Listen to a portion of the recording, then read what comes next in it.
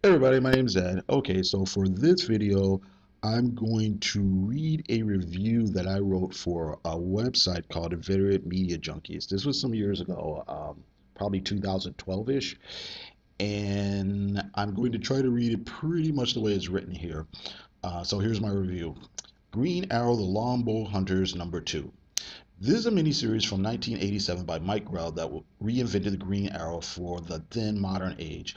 Grell had previously done work for DC on such titles as Legion of Superheroes, Green Lantern, Green Arrow, and Warlord. He went on to do creator-owned titles like Star Slayer at Pacific Comics and John Sable freelance at First Comics.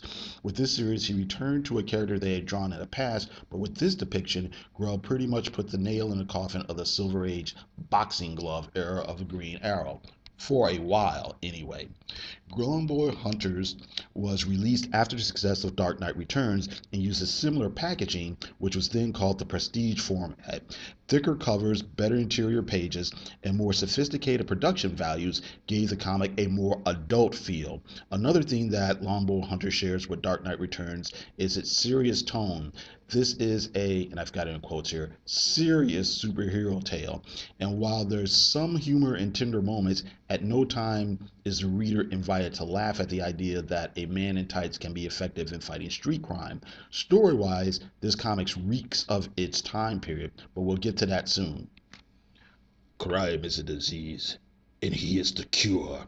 So there's been several murders in the Seattle area, and Ali is convinced that the killings are connected. The bad guys are scheming their schemes, doing something to do with drugs. There are hints that there's some larger conspiracy at work.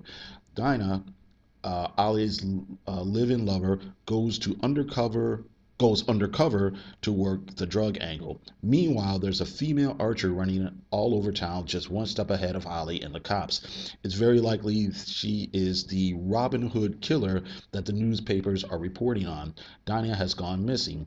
Ali goes to look for her. She's at the bad guy's warehouse where she's being tortured. The issue is as Ali arrives, followed by Shadow, the mysterious female archer. Bad things happen. Yippee ki yay, motherfucker! Oh no, wait, I did it wrong. Yippee ki yay, motherfucker! For the for the most part, I like the art in this comic, although there are some drawbacks. The biggest failing is Mike Grell's figure work is sometimes stiff or awkward looking. Occasionally there'll be a scene where two people will be talking to each other and the layouts will seem very static. Or there might be an action scene in one panel and the viewer might think, that's a kind of awkward pose. On the other hand, I think the art team made the most of the new format and higher production values. Even though I said there was a few bland panel layouts, I appreciate the fact that many places Grell tried to jazz it up and think outside the box. I might be on my own on this one, but I like the coloring in this comic. The coloring is credited to Julia uh, Lackment, Lacquement, and seems innovative for its time. I enjoyed the intermittent use of watercolor and in some places I think colored pencil. Uh, Laureen Haynes is credited as assistant, but I'm not sure if she assisted with the writing or the art or both. I'm getting too old for this shit. Although not on the same level as Dark Knight Returns and Watchmen, Longbow Hunters, along with Punisher miniseries and a few other things, were as much a part of the were as much. That's written awkwardly. I should have said as much a part of the cultural zeitgeist of the mid '80s. I should have wrote like were part of the cultural zeitgeist of the mid '80s. It was mourning in America and getting tough on crime was the political mantra. However, while Moore and Miller and to an extent wait, I said that wrong.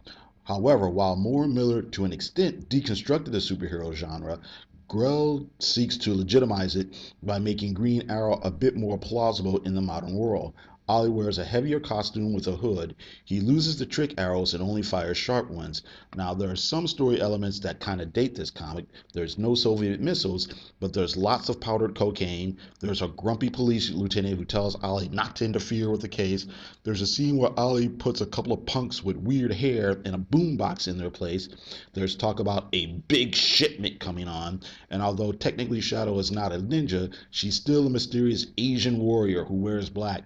These elements could be found in any number of action films at the time. However, they hadn't been used extensively in superhero comics, so it still seemed relatively fresh at the time. Well, okay, they were being used a lot in comics, but they hadn't become quite as cliche as they would seem a year or two later. What most people call hell, he calls home. The Ollie and Dinah dynamic portrayed in this comic actually still works for me. We don't get as much of it as we do in the previous issue, but is referenced here. The relationship is shown to be mature and loving, although not perfect.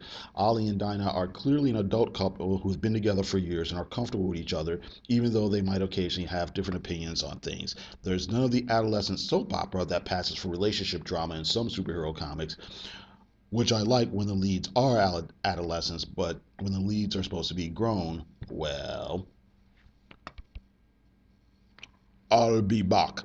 Not very long after the success of Longbow Hunters miniseries, Green Arrow got an ongoing series written by Grell under DC's experimental New Format banner.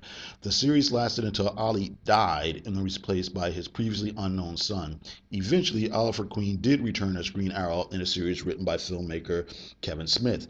The story for Longbow Hunters is a bit dated and the art is shaky in one or two spots, but it was a noble attempt at pushing the boundaries of the superhero genre with a B-level character. Looking back, it's easy to see a lot of flaws, but if you want to see the start of more modern take on Green Arrow, Longbow Hunters is worth inspecting.